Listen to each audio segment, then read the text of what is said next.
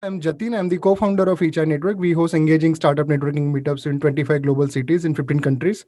We do a lot of those interesting online shows. This is the most recent one and my favorite one. We call it Books for Entrepreneurs, where we invite authors of awesome business books to come and share about their experiences about writing those books, what message they would want to convey, and how it is relevant for entrepreneurs. Today's guest is Professor Dhruv Nath, who is the author of Funding Your Startup and Other Nightmares, and also a professor at MDI. I have the book Yeah, also. that's it. Oh, okay. And is a director of Lead Angels Network also. Sushanto has been a good friend and a support. Thank you so much for accepting the invite. Welcome. Well, let's directly get started with our discussion. What is funding your startup book? What is that message that you want to convey with this book? So I think there are two, three key things. Issue number one, if you look at the past, if you look at the last 6, 7 years, I have been an angel investor, and you mentioned Sushanto, he's been in the field of startups for I think 20, 25 years. We've made a lot of startup founders. We've mentored them, we've invested in some of them, and we have found that there is something which is common across all those which have succeeded. And similarly, all those who failed, there is something or the other that they did wrong. So, what we tried to do was we tried to collate all our experience and therefore extract from that what I would call a framework, which ideally a founder should follow if he wants to make his startup successful. Now, obviously, it cannot be a guarantee. Nobody can guarantee that your business will succeed. Yep. But obviously, it helps to ensure that your startup does well. And having created this framework, what we did was in the book, we picked up lots and lots of stories about startups that succeeded and startups that failed. And the ones that succeeded, why they succeeded, they followed this framework. Those that failed, something or the other in the framework they did not follow. And if you give me 2, 3 minutes, I'll just explain briefly what Yep. that framework is. In fact, I have it written down here. That framework is what I call persistent, which basically means it's an acronym, right? And each letter of this word persistent stands for something that the founder needs to do. So if you look at the first letter P, he needs to be able to solve a problem for the customer, because obviously, if you're not solving a problem, no customer is going to give you money. So you have to be solving a problem. Second is what I call E, which stands for earnings model. Not only do you have to solve a problem, but the customer has to be willing to pay you for solving that problem. All right. So that's your earnings model. Otherwise, again, the business is not viable. R stands for risks, right? And obviously, every startup has risks, and you have to figure out how to manage that risk. Okay. S stands for size of the market, because if you're creating a startup, you cannot have a startup where, let's say, at a revenue of 10 lakhs or 20 lakhs, suddenly you can't grow any further. Because when you're creating a startup, you want to grow big, isn't it? So size of the market in which you're operating also has to be big. Otherwise, if you're operating in a small market, you can't grow. Correct? So that's size of the market. The next S is what I call scalability, which Right. means not only is the market size important, you have to have the ability to scale up rapidly within that market. Because if you don't, somebody else with the same idea will, and potentially can kill you. Then there is the I, which I missed out, which is innovation. So if you have an innovative solution, then you are able to tackle competition, particularly if you have something like, let's say, a patent, right? Because then even Correct. legally, your competitor is not allowed to copy you. Okay. Then I come to the first T, which stands for team, Yep. right? Starting with the founders, because obviously, especially in early startups, early stage startups, what we say is if you have an average business model, but a great founder, chances are he will figure out a way to make it work. But if you have a great business model with an average founder, it's unlikely that he'll make it work. So a team becomes extremely important. Then we have N stands for niche, which basically means if you're in a crowded market, you cannot compete because there are too many players, particularly if there are big players.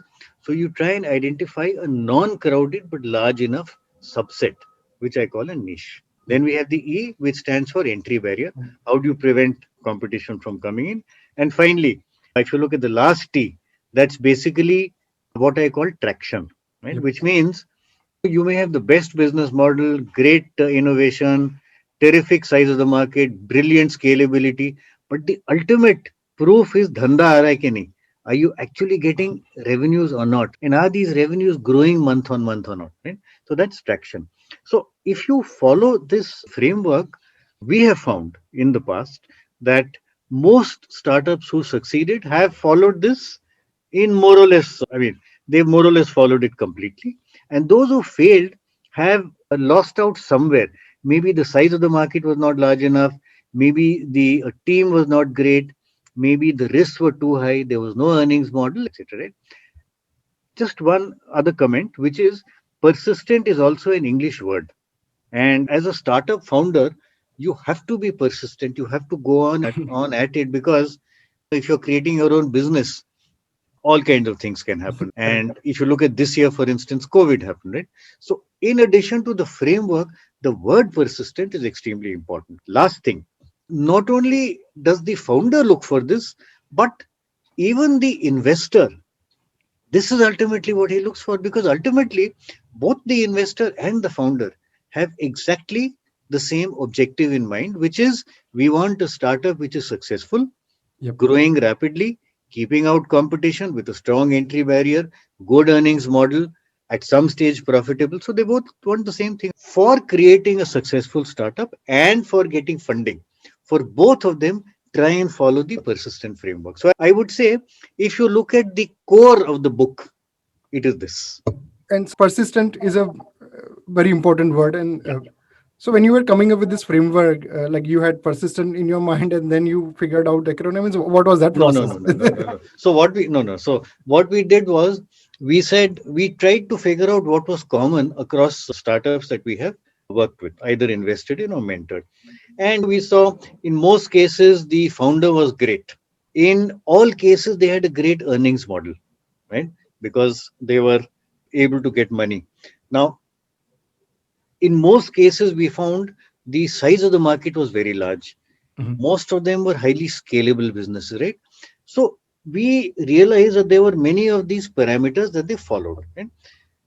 Then we started trying to juggle those letters together to figure out what kind of word we would form. So I remember we initially had revenue model, not earnings model, but Okay. I couldn't create a word out of with the Yeah. two R's, Yep. which is why finally we changed it to earnings model.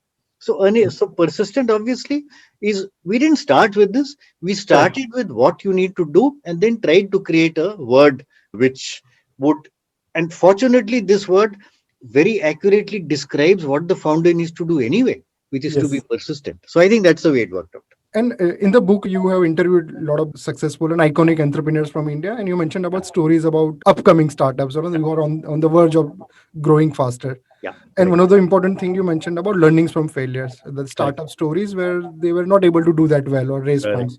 correct, correct. So, any interesting thoughts you have, and what was the discoveries you had once you started writing or researching about this book? Okay. So let me give you an example. Right, there was one startup which came to us in the year, I think, 2014. Right, and if you remember, Prime Minister Modi had announced his Swachh Bharat Abhiyan on the 15th of August, Independence Day 2014. Right? Yep. And he had said, look, we need to construct toilets in villages, in small towns, rural areas, etc. Maybe 2, 3, 4 crore toilets. 2 months later, one bright young group of engineers, three engineers, they came to us and they said, we have a business, we have a solution for a waterless urinal. Now, suddenly, all the investors in the room. So, I'm, by the way, from Lead Angels. So, this was the Lead Angels investor meet. Suddenly, all of us investors, we were very excited, because we said, look, the Prime Minister has given such high priority to this project where you have to create so many toilets, but where is the water? How will these toilets be maintained? How will they be kept clean? Now, here are three youngsters who have actually got a solution for maintaining a toilet without using water. It's a great solution. Wonderful. We were extremely excited. We said, great, give us a month. We will figure out, we'll try and understand your business model a little more. And then we will invest. But we were very keen to invest. Just one question we asked them. We said, look, how will you market this? So they said we'll appoint distributors, which made sense because ultimately this kind of product will be sold through hardware shops, sanitary shops, and so on. So great, wonderful. And we said, look, you must appoint these distributors fast. Yep. Yes, sir. Yes, sir. 1.5 months later, we had done our study of all this, and had once we did the study, we called them back and we said, okay, now last few questions, and then we are ready to invest. We saw that these founders were looking very excited. So we asked them, Kya ho gaya? What happened? Right? Why are you so excited? Oh, sir, now we are working on a female version of the same thing. So we said, hang on. What about the male version you spoke about 2 months back, that urinal? Yes, sir, that is still there. So you were to appoint distributors. What happened? No, sir, we will appoint them, but let us complete the female version first, then we will appoint the distributor. At a stroke, we dropped this deal. We said it's a great business opportunity, but the wrong founders. And if you go back to the persistent model, which I shared with you, Jatin, Yep. the team was completely wrong. So we said, look, if you can come back with a co-founder who has business sense, then yes, we will consider you. But you guys are pure techies. You have converted the project into the business into an R&D project, and it doesn't make sense. As a business, it can't survive. So we said, look, to be successful, you have to have business sense. You can't be a pure techie and say, I'm going to run a business. Correct. Okay. So I think there were many such learnings we had, and I've given you one story. And the book is really an amalgamation of putting together of all these learnings from different cases. And this is your third book. Actually, my fourth book, I Okay. think, Yeah. Shanto's first book. Yeah. Yep. We wrote it jointly. Yeah. And you briefly mentioned initially. So what was that key trigger that you decided, you and Shushanto, that okay, this is the topic that we will write on, and what was that initial journey of coming up with an idea and actually publishing the book? Yeah. Like I said, we have been in touch with founders for many years, and we realize that most of them have very little idea about even running a startup. And about funding, they have probably no idea at all, except for a few. And those guys stand out. So we used to spend a lot of time mentoring these guys, advising them. And then we realized, boss, actually, what we are doing is we are giving similar advice to different people time after time. So if we are giving advice to all these guys and everybody seems to need it, why don't we write a book on it? And then we approached publishers. So I had spoken to Penguin. And if you look at the environment in India, most books that are available are written about foreign case studies. All right. So they talk about Google, they will talk about WhatsApp, they'll talk about Facebook, and so on and so forth. But that's not relevant here.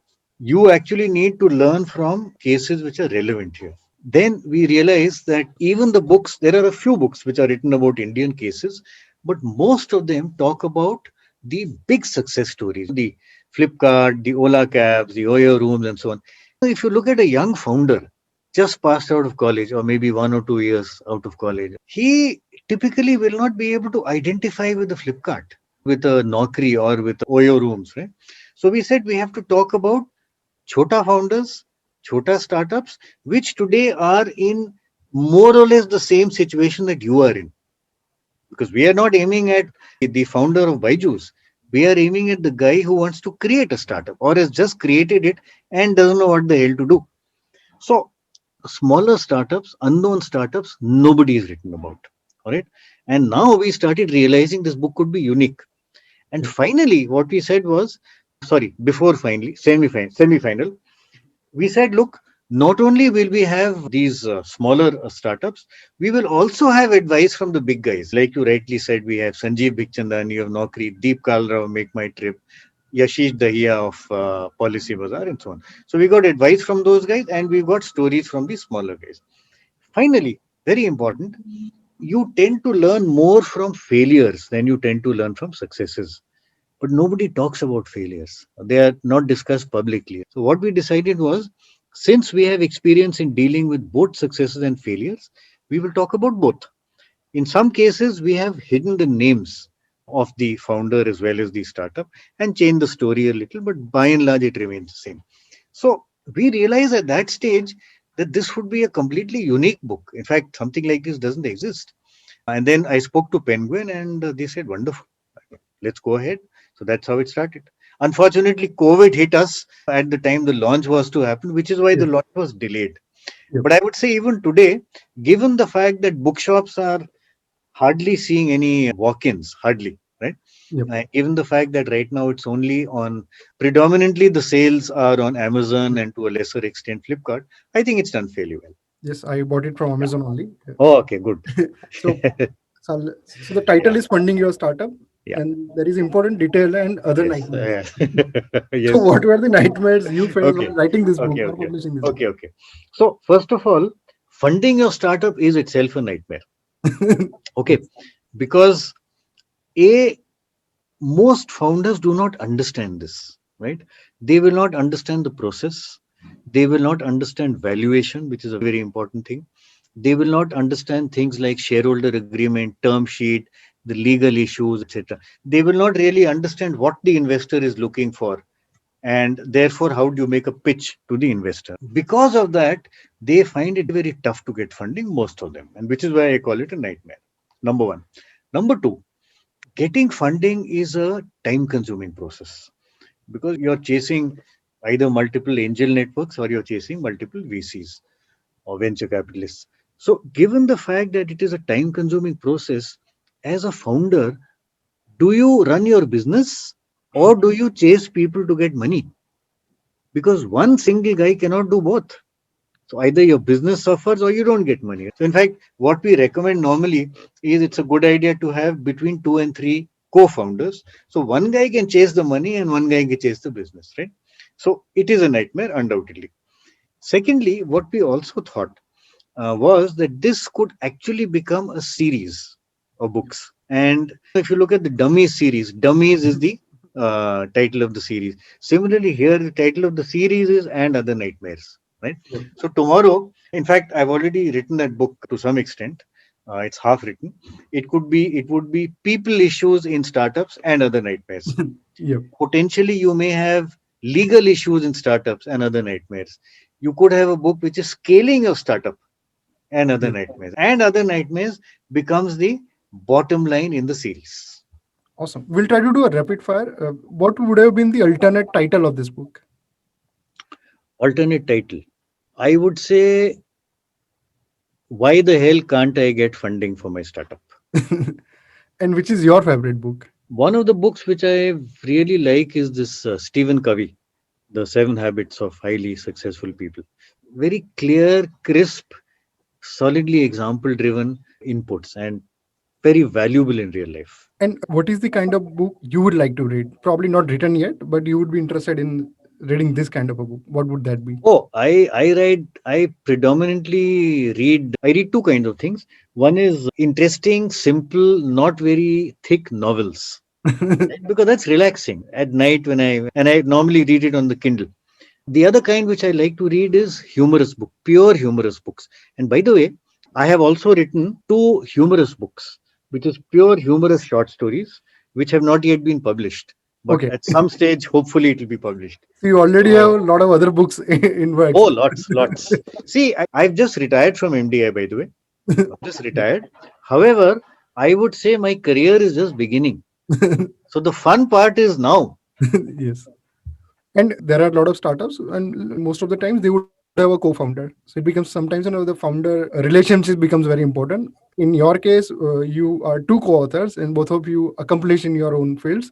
So how do you handle that difficult conversation between both of you? You had an opinion about something, and what would you Yes. advise Yeah. other startups So, founders? so two, three things. I think what we realized was, see, all the stories came from me because I had been spending a lot of time with these guys. Then there was all the legal stuff, the shareholder agreement, the valuation, etc. That came from Sushanto, right? So we realized that each of us had our own strength area. Number one. Number two, plus he also gave a lot of inputs in the stories as well. What we also decided was, and this was important, we said, look, finally, the style of writing has to be common, right? So he would write some pieces, I would write some pieces, but finally the piece would be edited and rewritten by only one of us, which was me. which we agreed to because he didn't have time. See, he's the CEO of the company, and I was a professor. Professors have lots of time. CEOs, they, trying to grow their company. they sign on the checks only. That is the writing they do. That is true. That is true. So that's how we did it. So there was no problem. There was no issue. And there would be a lot of startup founders will be watching this video or reading this conversation. What is that one or two key takeaways for them from this book, Funding Your Startup? Okay. So I think the first important key takeaway is this persistent model, which I've spoken about. The second thing is, okay, I'll give some advice to founders who are trying to raise money. Most important, who are the founders who get money from investors? They have to be passionate about their business. If you're not passionate about your business, you cannot make a success of it, and the investor can see through it. So only get into a business that you're passionate about. Number one. Number two, once you're passionate about it, you must understand that business absolutely thoroughly. Because please remember, when you're pitching to investors, right, there will always be some investors who are in the same industry as you. And they will be experts because typically the investors will be 40, 45, 50, 55 years old. And you may be just 25 or 30 or maybe even 20. So they will expect you to know your business very well. They will also expect you to understand competition very well. One of the mistakes that a lot of founders make is that they look down upon competition. That is wrong, right? Yep. Respect competition. Be clear, be absolutely unbiased in evaluating your startup vis-a-vis competition. Again, investors can see through that. And the final comment here, investors do not like people who try and fool them, but they'll see through it. And the moment they realize that you're guessing or you're trying to fool them, that is the end of the pitch, right? And that's the end of your funding from that group of investors. So be honest, be sincere. Passion in your business is important. Understand your business well. I think these are the key things that you need to take care of when you're trying to get money. Awesome. Let me share one more thing, one interesting thought. A lot of founders have approached me for funding, for mentorship, and so on. Now, in most cases, I'm not able to spend one-to-one time with them because if it has to be done seriously, it has to be maybe an hour, hour and a half in a session. So what I've done is I have created an interactive session called How Fundable is Your Startup? And there I invite founders, and normally I get 10 to 15 founders in that. So there is some common portion. And by the way, it's free. I don't charge for it. I like interacting with youngsters because I also learn in the process. So there is some common portion, which basically is one story from the book, and therefore the persistent model. And then what we do is we take up each of the startups which the founders have come up with, and then we analyze it in that session. And not only do I give my views, but the other guys on the group also share Fantastic. their views. So I found that to be a very useful format. So in case some of your listeners are interested, they are most welcome to join in. I think the next one we have scheduled on the 22nd of December, 5 o'clock. Awesome. I'll share that link Yeah, also. I'll And I'll send you the link. Yeah. and those of you are watching this or reading this conversation, if you happen to be in Ahmedabad, we are setting up a library of sorts. So I operate from a CII, which is IIM Ahmedabad Incubator. Oh, okay, wonderful. I So was there about 2-3 years back. okay, awesome. So they have a new cafe coming up where we are setting up Ichai Library, where we are showcasing all these interesting books. So if you happen to be in Ahmedabad, you get access to it, or you can. I'll be sharing the Amazon link also. And Professor Dhruv, thank you so much for your time. Most welcome, and thanks.